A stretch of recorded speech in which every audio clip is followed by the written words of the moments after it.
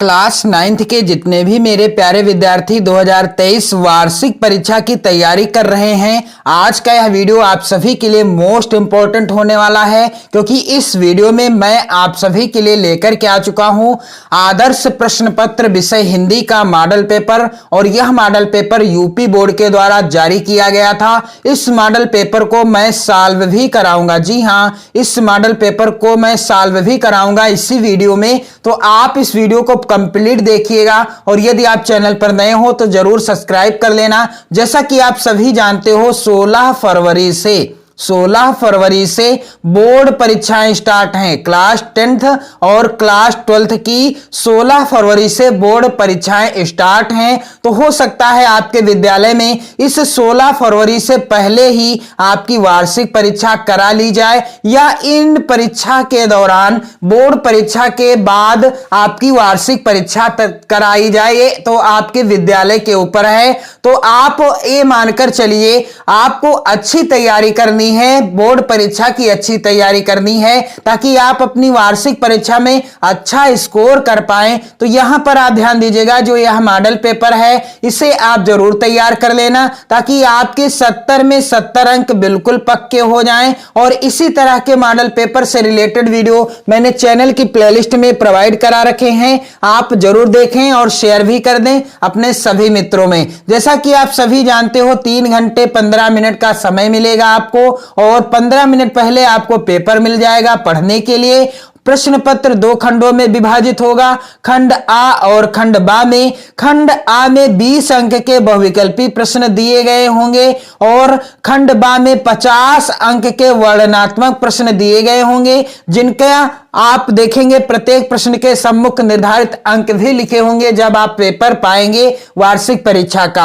तो जो 20 अंक के बहुविकल्पी प्रश्न आएंगे, जिनका आंसर आपको OMR शीट में फिल करना होगा, और जो 50 नंबर के वर्णनात्मक प्रश्न होंगे, जिनका आंसर आपको लिखना होगा अपनी उत्तर पुस्तिका पर। तो यहां पर आप ध्यान दीजिएगा, खंड आ में जो बहुविकल्पी प्रश्न आएंगे कुछ इस तरीके के होंगे, और ये प्रश्न आप जरूर तैयार कर लेना। मैं आंसर भी बताता चलूंगा, और वीडियो को शेयर भी कर देना आप सभी लोग। यहां पर आप ध्यान दीजिएगा, पहला प्रश्न है भारतेंदु युग के निबंधकार कौन है।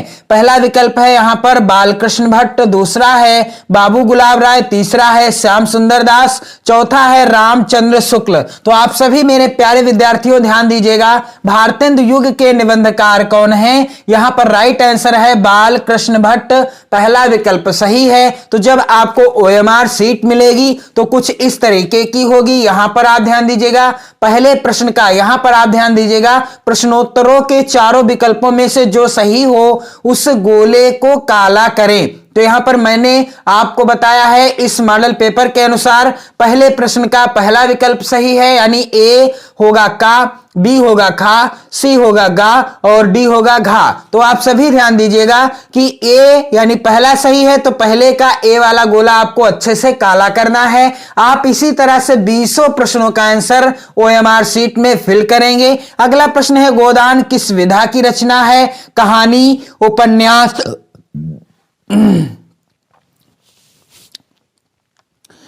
कहानी, उपन्यास, निबंध या फिर नाटक। तो गोदान किस विधा की रचना है, उपन्यास विधा पर आधारित रचना है, और यह मुंशी प्रेमचंद जी के द्वारा रचित रचना है। आप ध्यान दीजिएगा, उपन्यास विधा पर आधारित रचना है मुंशी प्रेमचंद जी की। और आप सभी ध्यान दीजिएगा कि गोदान, गबन, सेवा सदन, निर्मला, रंगभूमि, कर्मभूमि, ये सभी मुंशी प्रेमचंद जी की उपन्यास विधा पर आधारित रचनाएं हैं। अगला प्रश्न है सेठ गोविंद दास द्वारा रचित व्यवहार एकांकी में कुल कितने पात्र हैं। पहला विकल्प है कुल 5 पात्र हैं, दूसरा है विकल्प कुल 4 पात्र हैं, तीसरा है कुल 12 पात्र हैं, और चौथा है कुल 10 पात्र हैं। तो सेठ गोविंद दास द्वारा रचित व्यवहार एकांकी में कुल कितने पात्र हैं, कुल 4 पात्र हैं। अगला प्रश्न है, वेरी इंपॉर्टेंट प्रश्न है, ये सभी आप तैयार करके जाना अपनी वार्षिक परीक्षा देने के लिए। भारतेंदु के पूर्व हिंदी गद्य के प्रमुख लेखक थे, कौन थे? राधा कृष्ण दास, राजा शिव प्रसाद सितारे हिंद, बाल मुकुंद गुप्त या फिर प्रताप नारायण मिश्र। तो राइट आंसर हो जाएगा इस प्रश्न का कि भारतेंदु के पूर्व हिंदी गद्य के प्रमुख लेखक कौन थे? राजा शिव प्रसाद सितारे हिंद जी थे। अगला प्रश्न है, आदिकाल को अन्य किस नाम से भी जाना जाता है? पहला विकल्प है यहां पर मध्यकाल, दूसरा है श्रृंगार काल, तीसरा है वीरगाथा काल और चौथा है युद्ध काल। तो आदिकाल को और किस नाम से जाना जाता है? वीरगाथा काल के नाम से भी जाना जाता है। अगला प्रश्न है, पृथ्वीराज रासो किसकी रचना है? पृथ्वीराज रासो किसकी रचना है? पहला विकल्प है नरपत नाल, दूसरा है चंद बरदाई, तीसरा है दलपत विजय और चौथा है विद्यापति। तो राइट आंसर क्या होगा कि पृथ्वीराज रासो किसकी रचना है? इसका राइट आंसर है पृथ्वीराज रासो चंद बरदाई जी की रचना है। अगला प्रश्न है, सगुणोपासना की दूसरी शाखा कहलाती है, क्या कहलाती है? पहला विकल्प है सूफी काव्य धारा, दूसरा विकल्प है कृष्णाश्रयी शाखा या धारा लिखा हो और तीसरा विकल्प है ज्ञानाश्रयी शाखा, चौथा विकल्प है प्रेमाश्रयी शाखा। तो सगुणोपासना की दूसरी शाखा क्या कहलाती है? कृष्णाश्रयी शाखा कहलाती है। अगला प्रश्न है, साखी शबद रमैनी किसकी रचना है? पहला विकल्प है धर्मदास, दूसरा है कबीरदास, तीसरा है सुंदरदास, चौथा है मलूकदास। तो साखी शबद और रमैनी कबीरदास जी की रचनाएं हैं। इसके बाद प्रश्न संख्या 9 कह रहा है, देख रूप लोचन ललचाने हर से जनु निज निधि पहचाने में निम्नलिखित रस है, कौन सा रस है? श्रृंगार रस है, वीर रस है, शांत रस है या करुण रस है? तो देख रूप लोचन ललचाने हर से जनु निज निधि पहचाने, इसमें कौन सा रस है? यहां पर राइट आंसर है श्रृंगार रस। अगला प्रश्न है यहां पर, यथाशक्ति का समास विग्रह क्या होगा? पहला विकल्प है शक्ति प्लस अनुसार, दूसरा है यथ प्लस शक्ति और तीसरा है यथा प्लस शक्ति, चौथा विकल्प है यथ प्लस अनुसार। तो राइट आंसर क्या है? यथाशक्ति का समास विग्रह क्या है? यहां पर राइट आंसर हो जाएगा शक्ति प्लस अनुसार, पहला विकल्प सही है। अगला प्रश्न है, माता पिता दिन रात आदि के बीच किस विराम चिन्ह का प्रयोग हुआ है? तो यहां पर यह जो चिन्ह है, राइट आंसर क्या है? योजक चिन्ह है। इसे क्या कहते हैं? योजक चिन्ह कहते हैं। अगला प्रश्न है यहां पर आप ध्यान दीजिएगा, अस्थि शब्द का तद्भव क्या होगा? तो आप सभी जानते हैं अस्थि का तद्भव क्या होगा? हड्डी हो जाएगा। अगला प्रश्न है, अज्ञान का विलोम क्या होगा? तो आप सभी को पता है अज्ञान का विलोम क्या होता है? ज्ञान होता है। कलमल अगला प्रश्न है यहां पर, कमल राजीव जलज नलिन आदि कहलाते हैं, क्या कहलाते हैं? पहला विकल्प है विलोम, दूसरा है यहां पर पर्यायवाची, तीसरा है उपसर्ग और चौथा है प्रत्यय। तो कमल राजीव जलज नलिन आदि क्या कहलाते हैं? ये सभी पर्यायवाची कहलाते हैं। अगला प्रश्न है, महाशय का संधि विच्छेद बताइए। तो इसका उत्तर होगा महा प्लस आशय, यहां पर दूसरा विकल्प सही है। और यहां पर 18 नंबर का प्रश्न है, रामः रूप है राम का। तो इसका आंसर आपको कमेंट करके बताना है।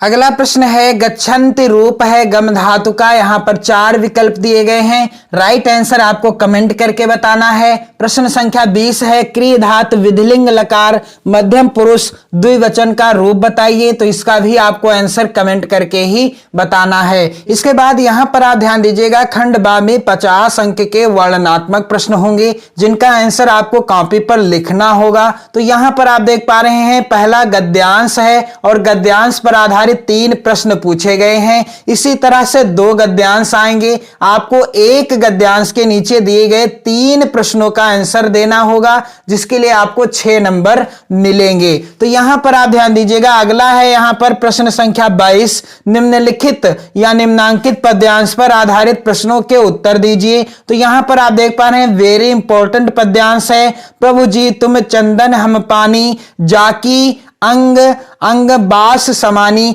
तो इस पद्यांश की मैंने आप सभी को ऑलरेडी व्याख्या बता दी है, आपको वीडियो मिल जाएगा चैनल की प्लेलिस्ट में। और दो पद्यांश आएंगे, आपको किसी एक पद्यांश के नीचे दिए गए 3 प्रश्नों का उत्तर देना होगा। इसके बाद प्रश्न संख्या 23 का, जो कि इस प्रकार से पूछा जाएगा, निम्नलिखित संस्कृत गद्यांशों में से किसी एक का संदर्भ सहित हिंदी में अनुवाद कीजिए। तो यहां पर आप देख पा रहे हैं 2 संस्कृत के गद्यांश हैं, आपको किसी एक का संदर्भ और हिंदी में अनुवाद लिखना है। तो महत्वपूर्ण गद्यांशों और पद्यांशों से रिलेटेड वीडियो आप चैनल की प्लेलिस्ट में देख लीजिएगा, मैंने ऑलरेडी वीडियो प्रोवाइड करा रखे हैं। और यहां पर आप देख पा रहे हैं 2 गद्यांश हैं। इसी तरह से दूसरा जो प्रश्न है यानी 23 का, इसमें भी यहां पर है कि संस्कृत के 2 पद्यांश आएंगे, आपको किसी एक का संदर्भ और हिंदी में अनुवाद करना होगा, लिखना होगा, और जिसके लिए आपको यहां से 4 नंबर मिलेंगे और संस्कृत के गद्यांश से भी 4 नंबर मिलेंगे। यहां पर प्रश्न संख्या 24 जो कि इस प्रकार से आएगा, दीपदान एकांकी अथवा लक्ष्मी का स्वागत एकांकी के कथा संगठन पर अपने विचार प्रकट कीजिए, अथवा लक्ष्मी का स्वागत एकांकी के प्रमुख पात्र का चरित्र चित्रण कीजिए। आपको किसी एक प्रश्न का ही उत्तर देना है, जिसके लिए आपको मिलेंगे 5 नंबर। अगला प्रश्न संख्या 25 का है, निम्नलिखित लेखकों में से किसी एक का जीवन परिचय देते हुए उनकी किन्हीं 2 रचनाओं का नाम लिखिए। तो आपको किसी एक लेखक का जीवन परिचय लिखना होगा और उनकी 2 रचनाओं का नाम लिखना होगा, जिसके लिए 4 नंबर यहां से भी आपको मिलेंगे। इसके बाद यहां पर है खा के अंतर्गत, निम्नलिखित कवियों में से किसी एक का जीवन परिचय देते हुए उनकी 2 रचनाओं को आपको उल्लेख करना है, यानी 2 रचनाओं के नाम लिखने हैं, जिसके लिए यहां से भी आपको 4 नंबर मिलेंगे। यहां पर विकल्प दिए गए हैं, जयशंकर प्रसाद, कबीरदास और हरिवंश राय बच्चन। इसके बाद अगला प्रश्न संख्या 26 है, अपनी पाठ्य पुस्तक से कंठस्थ किया हुआ कोई एक श्लोक लिखिए जो इस प्रश्न पत्र में ना आया हो। प्रश्न संख्या 27 इस प्रकार से आएगा, निम्नलिखित प्रश्नों में से किन्हीं 2 प्रश्नों के उत्तर संस्कृत में दीजिए। 4 नंबर का यह प्रश्न आएगा, यानी 2 प्रश्नों का उत्तर आपको संस्कृत में लिखना होगा। इसके बाद प्रश्न संख्या 28 है, निम्नलिखित मुहावरे एवं लोकोक्ति में से किसी एक का अर्थ बताते हुए वाक्य प्रयोग कीजिए। यहां पर आप देख पा रहे हैं, ऊंट के मुंह में जीरा, ईद का चांद होना, अक्ल बड़ी या भैंस, अंधे की लकड़ी होना।